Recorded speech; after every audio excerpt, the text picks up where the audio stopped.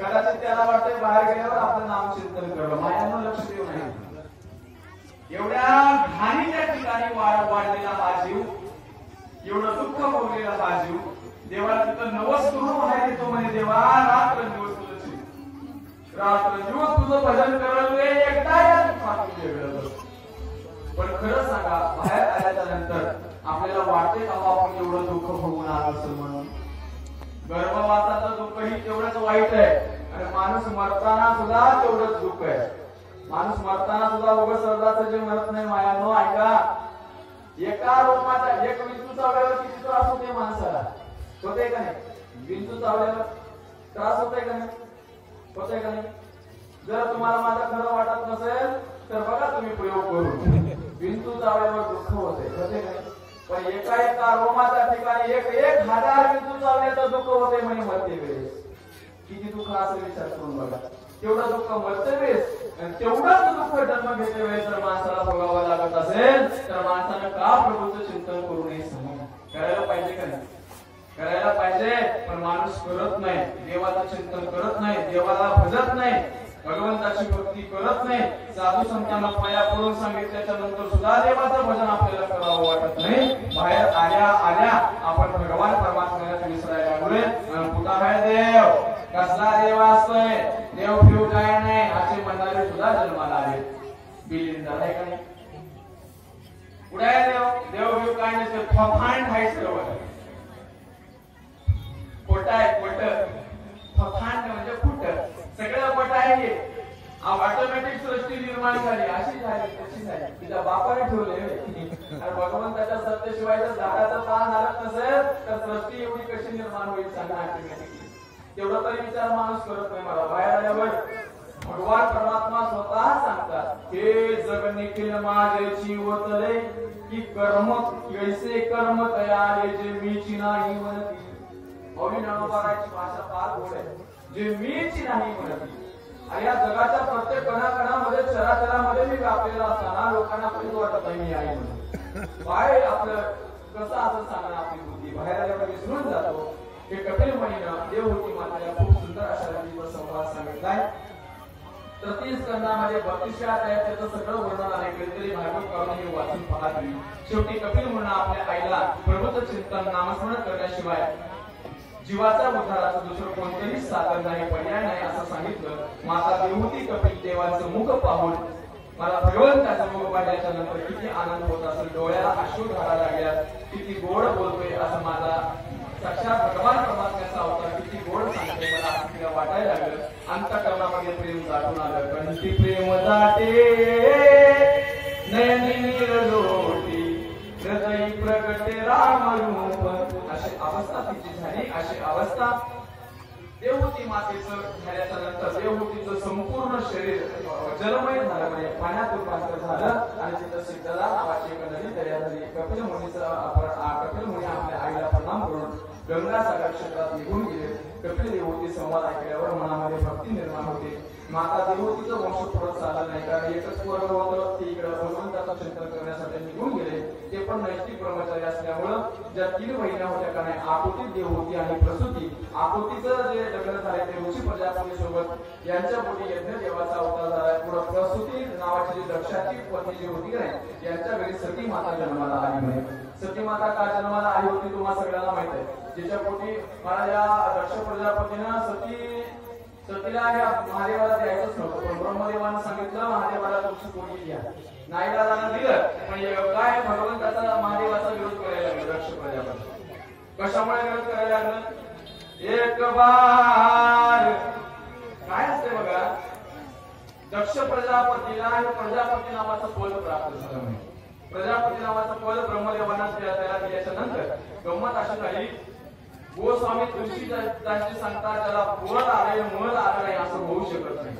ऐसा कोण जन्मा जगमाही पद पाही, श्रेष्ठ पद पाही ज्यास मध नाही. पद मिळाले आणि गर्व निर्माण झाला नाही. साधं गल्लीत सरपंच निवडून आल्यानंतर त्याचे सदस्य म्हणते बघा, सदस्य सरपंच निवडून आल्यावर सदस्य आपल्या वरचे बटन 2-3 लावत नाही. काय त्याला खुर्चीमध्ये काय कसं पाहावं असं काय माहिती नाही. सरपंच विषय सरपंच निवडून आल्यावर काय काय होते तुम्हाला सगळ्याला माहिती. त्याच्यामुळं साधं सरपंच पद मिळाल्याच्या नंतर जर एवढं माणसाला गर्व येत असेल, एवढा अभिमान जर येत असेल, इथं तर प्रजापती ब्रह्मदेवासारखं पद दक्ष प्रजापतीला प्राप्त झाले. आणि काय झालं हे एक सगळ्यामध्ये आल्याच्या नंतर सगळे देव उठून उभे राहिले, पण महादेव उठून उभे राहिले नाही. महादेवाला माहितच नव्हतं, कारण प्रभूच्या चिंतनामध्ये वेगळं असणारे महादेव कळालं नाही. त्याच्यामुळे ते उभे राहिले नाही. म्हणून दक्ष प्रजापती आपल्या त्या महादेवाचा विरोध करायला चालू केले. त्या दिवशीपासून सगळेजण उठून उभे राहिले, पण महादेव ब्रह्मा आणि विष्णू तिघजण वाटाकले होते. दोघांना काय वाटलं नाही. त्या ब्रह्मदेव तर आपला कुठल्या विष्णूचा होत्या, आपल्या बापाचा बाप आहे, आजोबा आहे म्हणजे, पण हे तर माझा जावा हे उठलं, हे का उठलं नसेल. भगवंताचा महादेवाचा विरोध करायला चालू केलं. पण गंमत अशी झाली, एक दिवशी महायज्ञाचं मोठ्या यज्ञाचं नियोजन केलं. कोण? दक्ष प्रजापतीनं. सती मातेनं सांगितलं मला जायचं आहे महादेवाला. मी थोडक्यामध्ये सांगतो कारण वेळ कमी असल्यामुळं. सती मातेनं महादेवाला सांगितलं मला जायचं आहे यज्ञासाठी. सती मातेला भगवंतानं सांगितलं, महादेवानं सांगितलं सती जाऊ नको, कारण आमंत्रण आपल्याला आलं नाही. आमंत्रण आलं असतं तर तू गेली असती तर हरकत नव्हतं. पण जिस घर में आदर मान नहीं उस घर में जाना ना चाहिए. बरोबर ना? जिथं आदर आणि मान नाही, जिस घर में आदर मान नहीं उस घर में जाना ना चाहिए. बेटी कितनी भी प्यारी हो उसे घर घर घूमना ना चाहिए. कहते ना तुम्हाला, बेटी कितनी भी प्यारी हो उसे घर घर घूमना ना चाहिए. जिस घर में आदर मान नहीं उस घर में जाना ना चाहिए. उस घर में जाना ना चाहिए. आवतही हर्षे नहीं नयन नहीं स्नेह तुलसी तहा न जाये चाहे कंचन बरसे नेह. सती माता ऐकली नाही. शेवटी काय झालं, दक्ष प्रजापतीनं सतीचा अपमान केला, यज्ञामध्ये उडी टाकली. यज्ञाचा जेव्हा कळालं, इकडं महादेव कैलास पर्वतावर कळालं, वीरभद्रानं भगवान शिवानं जटा आपटून वीरभद्राला निर्माण केलं. वीरभद्र गेलं आणि दक्ष यज्ञाचा पूर्णपणे संपूर्ण नायनाट केला, विध्वंस केला.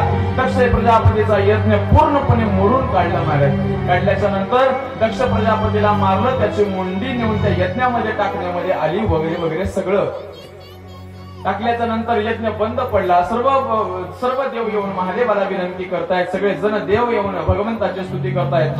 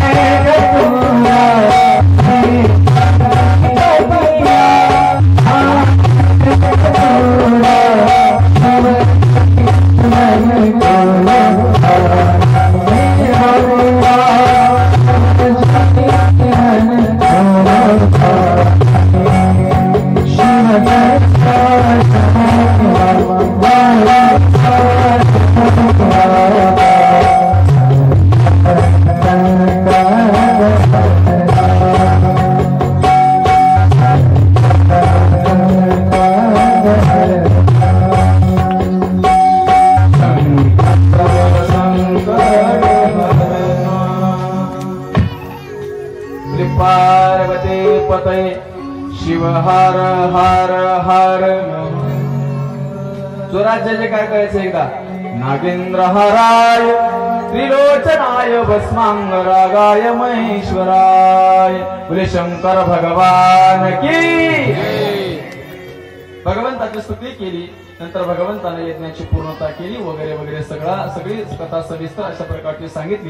पुढे मनु आणि शत्रुपा यांना जे 5 संतान होते, 3 मुली 2 मुलं, 2 मुलाच्या वंशावळीचा पुढे वर्णन आले. हे उत्तानपाद जे होते ना, शुकाचार्य सांगतात राजा या सुनीती नावाच्या आणि उत्तानपादाच्या घरी माझ्या ध्रुवजी महाराजांचा जन्म झालाय. ध्रुवजीची कथा फार गोड आहे महाराज.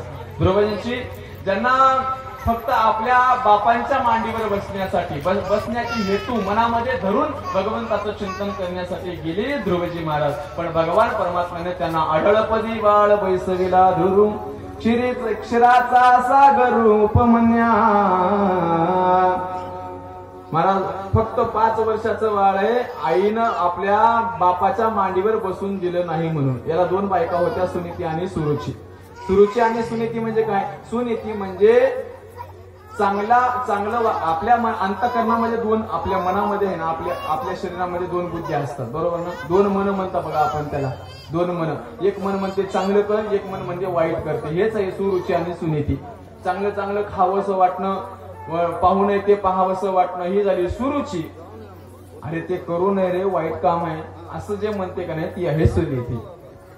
चांगलं वागावं वाटणं, चांगलं बोलावं वाटणं, चांगलं खावंसं वाटणं, चांगलं राहावंसं वाटणं, जिकडं जाऊ नये म्हणून सांगितलंय तिकडं जाऊ नये असं ज्यांना वाटते का नाही, ती आहे सुनीती. आणि सुनीती जिथं असते तिथं ध्रुव बाळांचा जन्म होत असतो.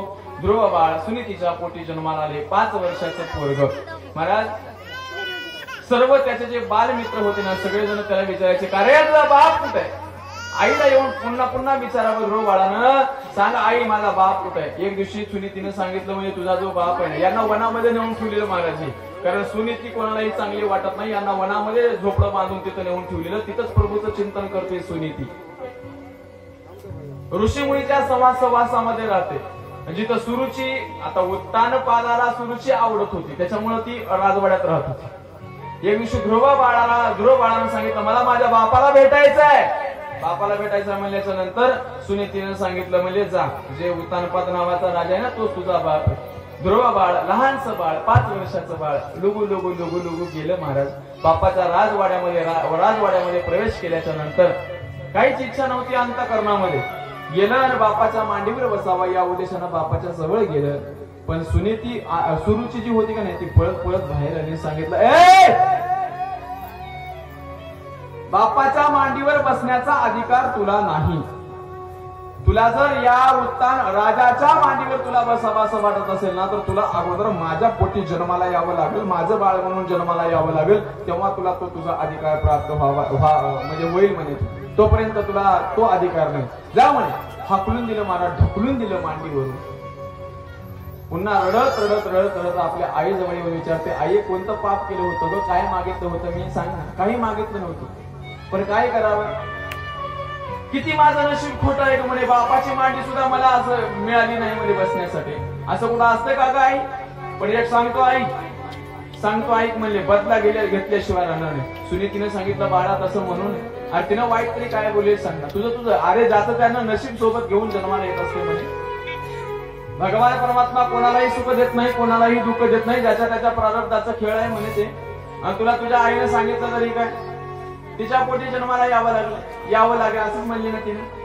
बरं जाऊ दे, तुला जर जास्तच जर पदावर बसावं, गादीवर बसावं असं वाटत असेल ना, तर तुला देवाचं चिंतन कर, देवाची प्राप्ती करून घे आणि घेऊन त्याला माग की मी सुरुचीच्या पोटी जन्माला यावा असंच म्हणलंय ना तिनं. दुसरं तर काय म्हणलं नाही. एक काम कर ना म्हणजे, तुला जर बापाचीच मांडी हवा असेल ना, तर एक काम कर, वनामध्ये जाण बघ, प्रभूचं चिंतन कर म्हणजे तू.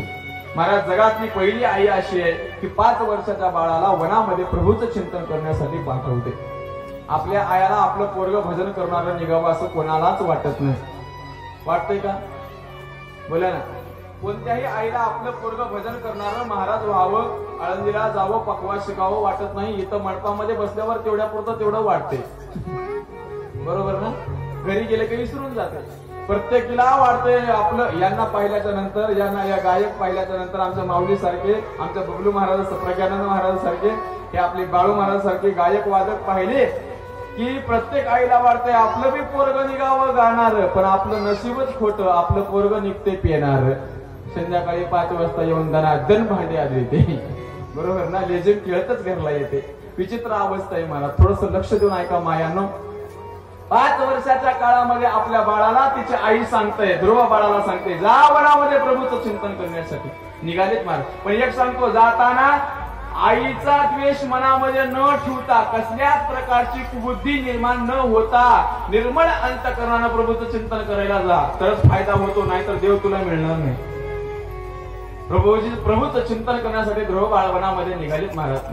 जात जाताना नारदांची भेट झाली. आणि गंमत सांगू तुम्हाला, जोपर्यंत गुरुची भेट होत नाही, साधूची भेट होत नाही, तोपर्यंत देव लवकर भेटत नाही. नारद महर्षी तिथं आले. श्रीमन्नारायण नारायण नारायण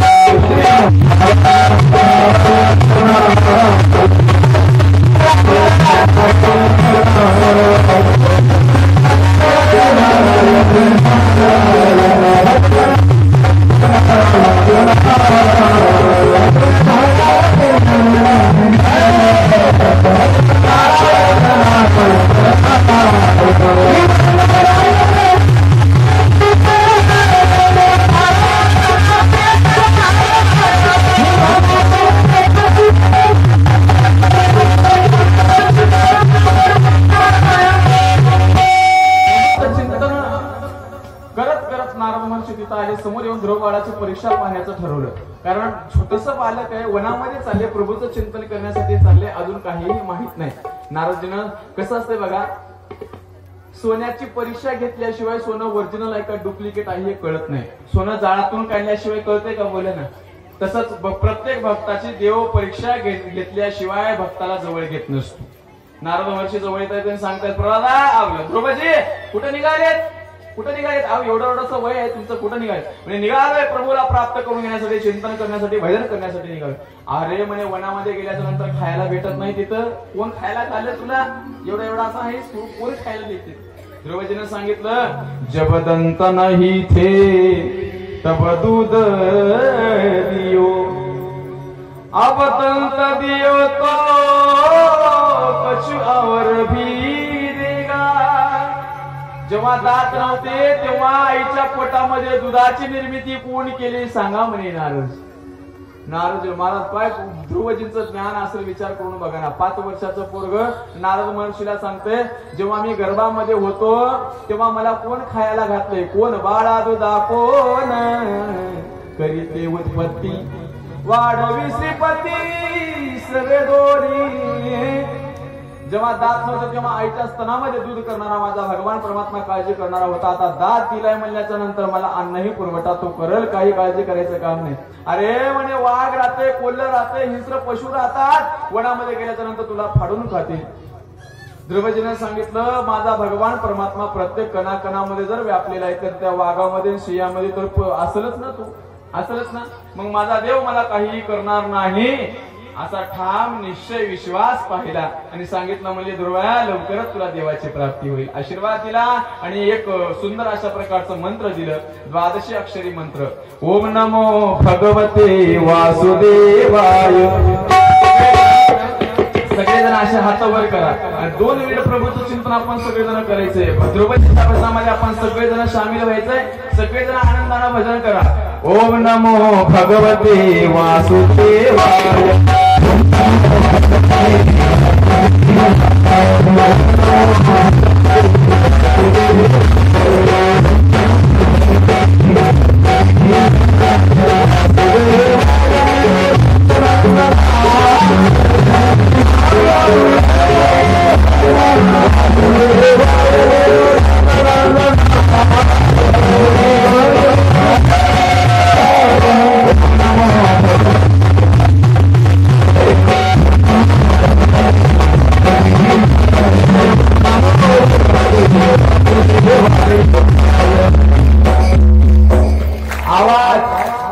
ओम नमो भगवते वासुदेवाय. भगवते वासुदेवाय. देवाय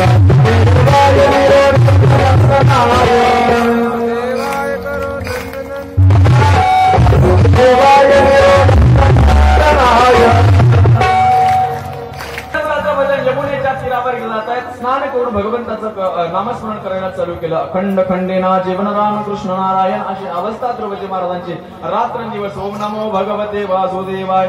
3 दिवसापर्यंत, पहिला महिना जसा चालू झाला 3 दिवसाला एकदा फळं खाऊन भगवंताचं चिंतन करायला चालू केलं महाराज. आणि भजन करणाऱ्यानं भोजन जास्त करू नये म्हणे. लक्ष देऊन ऐका थोडस. भजन ज्याला करावंसं वाटतंय देवाची भक्ती, भोजन थोडस कमी करावा. युक्त आहार विहार नेमेंद्रियासी सार. जिसका भजन बढ़ता है उसका भजन घटता है. कहते ना, हे मुरारी बापूने सांगितलं होतं, ज्याचं भजन वाढतंय त्याचं वजन कमी होतंय. आता आमचं वजन वाढलेलं आहे म्हणल्यावर समजून घ्या आता तुमचं तुम्ही. भजनाचा पत्ता नाहीये, बरोबर ना. जिसका भजन बढ़ता है उसका भजन घटता है. आता जिसका भजन बढ़ता है उसका भजन घटता है. साहजिकच आहे, बरोबर ना. भगवान परमात्म्याचं चिंतन करणाऱ्यांना, भक्ती करणाऱ्यांना जास्त जेवत जाऊ नये, थोडस आहारावर नियंत्रण मिळवावं. बघा 3 दिवसाला एकदा फक्त फळं खाऊन भगवंताचं चिंतन भजन चालू झाले. नंतर 6 दिवसाला एकदा फक्त झाडाची पानं खायचं. दुसरा महिना चालू झाला. पाहुनिया झाडे वरवडोनी पाला, खावणी विठ्ठला आळवावे. फक्त पाला खायचा आणि भगवंताचं चिंतन करायचं. ओम नमो भगवते वासुदेवाय. तिसरा महिना चालू झाला. 9 दिवसाला एकदा फक्त आणि फक्त पाणी पिऊन भगवंताचं चिंतन करायला चालू केलेत महाराज. बघा लक्ष देऊन ऐका. 5 वर्षाचं पोरग आहे, भगवंताची भक्ती करायला लागले. तिसऱ्या महिन्यामध्ये 9 दिवसाला एकदा फक्त पाणी. आता नंतर 4था महिना जसा चालू झाला ना, 12 दिवसाला एकदा फक्त वायू. पाणीही सोडून दिलं. पाणी पिणं नाही, खाणं नाही, फळ खाणं नाही, पाला खाणं नाही, काही खायचं नाही. फक्त आणि फक्त प्रभूचं चिंतन. फक्त वारा पिऊन भगवंताचं चिंतन करतायत, वायू पिऊन. 12 दिवसाला एकदा ते पण महिना. 5वा महिना जसा चालू झाला. पंचमे मास्यानुप्रते जित श्वासो नृपात्मज ध्यायन ब्रह्मपदैकेन तस्थव स्थानोसी वाचल. 5वा महिना जसा चालू झाला, श्वासही घेणं बंद केलं. जसं ध्रुवजी महाराजांचा श्वास बंद झाला, सगळ्या सृष्टीचा श्वास बंद पडला. सगळे देव भगवंताच्या जवळ जात आहेत. म्हणे जा म्हणे, तुम्ही दर्शन दिल्याशिवाय त्याचं भजन थांबणार नाही, आणि त्याचं भजन थांबल्याशिवाय सृष्टीचं श्वासोश्वास पुन्हा मिळणार नाहीये. त्याच्यामुळे एक काम करा, लवकर जा, त्याला दर्शन द्या. भगवान जवळ आले, दर्शन देत आहेत. प्रभूला पाहिल्याच्या नंतर ध्रुवजी महाराजांना काही बोलता येत नव्हतं. आपला शंख त्याच्या गालाला लावला. भगवंताची कृपा झाली. कृपा झाल्याच्या नंतर मुखम करो देवाचारम पंगुम लंघयते गिरिम यत् कृपातमहं वंदे परमानंद मातरम. भगवंताची कृपा झाली आणि सुंदर अशा प्रकारची स्तुती ध्रुवजी महाराज करायला लागलेत. योहंत प्रवेश मम वाचमे मां प्रसुप्तां संजीवयत अखिल शक्ती धरस्वदाम्नां अन्यांश्च हस्तचरण श्रवणत्वगादीं प्राणान् नमो भगवते पुरुषाय तुभ्यम्. भगवंताने सांगितलं काय पाहिजे तुला सांग. ध्रुवजीने सांगितलं कसल्याच प्रकारची काही मागण्याची इच्छा नाही. म्हणे आहा, तू काहीतरी मागण्यासाठी आला होतास. म्हणे हे नासकी कुजकी मांडगी हे बापाची मांडी काय घेतोय. अरे मी तुला आढळपद नावाचं पद तुला देऊन टाकतो. म्हणे आढळपद इवाळ वैसविला धुरू क्षीराचा सागर उपमन्या. भगवान परमात्मा त्याला आढळपद दिलं, सांगितलं जा म्हणे राज्य करण्यासाठी. 36,000 वर्ष ध्रुवजी महाराजांना राज्य केलं आणि मृत्योर्मूर्तिनम पदम दत्वा, यमाच्या डोक्यावर पाय ठेवून भगवान परमात्म्याच्या निर्नामाला गेले ध्रुवजी महाराज. एकदा ध्रुवजी महाराजांचा जय जयकार करायचा आहे. बोले ध्रुवजी महाराज की. जशी